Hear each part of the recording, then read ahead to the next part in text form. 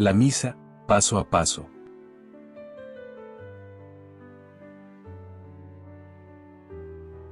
Bienvenidos a este video.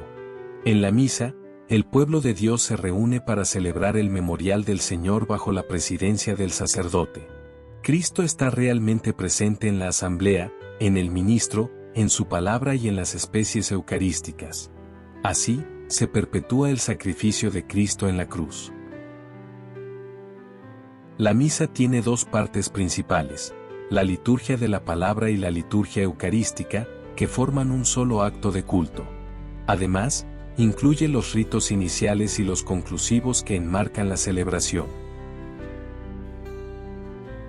Los ritos iniciales fomentan la comunión y preparan a los fieles para escuchar la palabra de Dios y celebrar la Eucaristía. El canto de entrada y la procesión del sacerdote y los ministros al altar inician la celebración. La procesión significa el caminar del pueblo de Dios hacia la vida eterna. Al llegar al presbiterio, el sacerdote y los ministros saludan el altar con una inclinación, y como signo de veneración, el sacerdote y el diácono lo besan y lo inciensan. Tras el canto de entrada, el sacerdote y la asamblea se signan. Con este saludo, y con la respuesta del pueblo se manifiesta el misterio de la iglesia congregada. El sacerdote invita al acto penitencial, que comienza con un breve silencio, y continúa con la confesión general de la comunidad. Finaliza con la absolución del sacerdote, que aunque es significativa, no sustituye el sacramento de la penitencia. Tras el acto penitencial, se canta el Señor ten piedad. Este canto, en el que los fieles aclaman al Señor e imploran su misericordia, debe ser realizado por toda la asamblea. El Gloria es un himno venerable en el que la Iglesia glorifica a Dios Padre y al Cordero, y su letra no puede cambiar. Es cantado o recitado en comunidad, por el sacerdote, el coro y el pueblo. El sacerdote invita a la oración, promoviendo un momento de silencio para reflexionar en la presencia de Dios. Luego, formula la oración llamada colecta, que sintetiza el carácter de la celebración y reúne los deseos espirituales del pueblo. En la liturgia de la palabra, Dios habla a su pueblo en las lecturas, explicadas por la homilía, revelándole misterios de salvación y alimentándolo espiritualmente. Los fieles acogen su palabra en los silencios y los cantos, se adhiere a ella por la profesión de fe, y pide por las necesidades de toda la Iglesia y el mundo. Las lecturas ofrecen a los fieles la mesa de la palabra de Dios, revelando los tesoros de la Biblia. Deben proclamarse desde el ambón por un lector. No pueden ser sustituidas por algún texto no bíblico. El pueblo honra la palabra de Dios, respondiendo con aclamaciones tras cada lectura.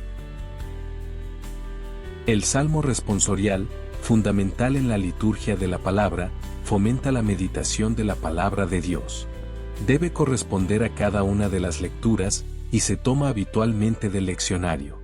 Proclamado desde el ambón, puede ser cantado, con respuestas del pueblo para mayor participación. Si no se canta, se proclama adecuadamente. Tras la lectura previa al Evangelio, se canta el Aleluya, u otro canto según el tiempo litúrgico.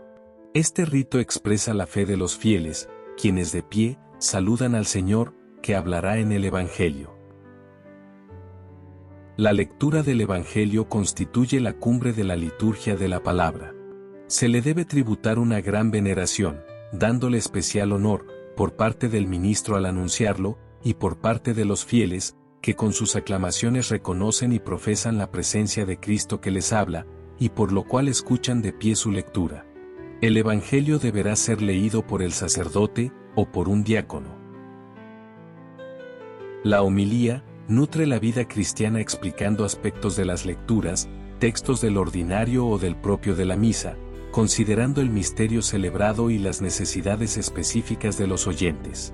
Es conveniente que se guarde un breve espacio de silencio después de la homilía. El símbolo o profesión de fe busca que el pueblo responda a la palabra de Dios, proclamando los misterios de la fe, mediante una fórmula litúrgica aprobada, antes de iniciar la celebración eucarística.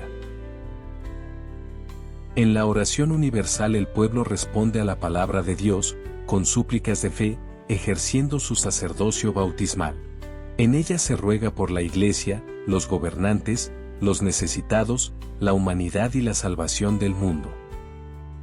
Cristo, al instituir la Eucaristía, tomó pan y vino, dio gracias, y los ofreció a sus discípulos como su cuerpo y sangre. La Iglesia organiza la liturgia eucarística siguiendo sus palabras y acciones. Se llevan al altar las ofrendas, el pan y el vino, de preferencia presentados por los fieles. Acompaña a esta procesión el canto del ofertorio, que se prolonga hasta cuando los dones hayan sido depositados sobre el altar. Simultáneamente se realiza la colecta. El sacerdote coloca el pan y el vino en el altar, los inciensa, y después a la cruz y al altar mismo, simbolizando la oración que asciende a Dios. Luego, un ministro inciensa al sacerdote y al pueblo. Enseguida, el sacerdote se lava las manos, como signo de purificación interior. La oración sobre las ofrendas finaliza la preparación de los dones y antecede la plegaria eucarística. El pueblo, al responder amén, hace propia la súplica. La plegaria eucarística es el núcleo de la celebración, una oración de acción de gracias y santificación donde el sacerdote y el pueblo se unen para hacer oración a Dios Padre, por Jesucristo, en el Espíritu Santo. Incluye elementos como la acción de gracias, donde expresa gratitud a Dios por su obra salvadora, glorificándolo como fuente de todas las bendiciones. La aclamación, o santo, donde la asamblea se une a los coros celestiales para proclamar la santidad de Dios y rendirle reverencia. La epíclesis, que es la invocación al Espíritu Santo para que el pan y el vino sean consagrados, transformándolos en el cuerpo y la sangre de Cristo. En ese momento, el pueblo se pone de rodillas. La narración de la institución, donde se reproducen las palabras y acciones de Cristo en la última cena, haciendo presente el sacrificio de Jesús por la humanidad. La anamnesis, donde la Iglesia recuerda y renueva el memorial de la pasión, resurrección y ascensión de Cristo, honrando sus actos redentores.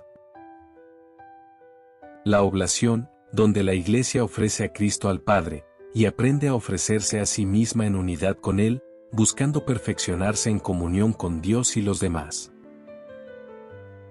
Las intercesiones, que expresan la comunión con toda la Iglesia y el ofrecimiento del sacrificio por todos sus miembros, vivos y difuntos. Y la doxología final, por la cual se expresa la glorificación de Dios, que es afirmada y concluida con la aclamación del pueblo, amén. En este punto termina la plegaria eucarística. La Eucaristía, como banquete pascual, invita a los fieles debidamente preparados a recibir el cuerpo y la sangre del Señor como alimento espiritual. En la oración del Señor, se pide el pan de cada día, que para los cristianos indica principalmente el pan eucarístico, y se implora la purificación de los pecados. El sacerdote hace la invitación a la oración, y todos los fieles, juntamente con el sacerdote, recitan el Padre Nuestro. En el rito de la paz la Iglesia implora la paz y la unidad para sí misma, y para toda la familia humana. Los fieles se expresan la comunión eclesial, y la mutua caridad, antes de la comunión sacramental. El sacerdote parte el pan eucarístico, simbolizando la unidad de los fieles en Cristo, quienes forman un solo cuerpo en la comunión del pan de vida.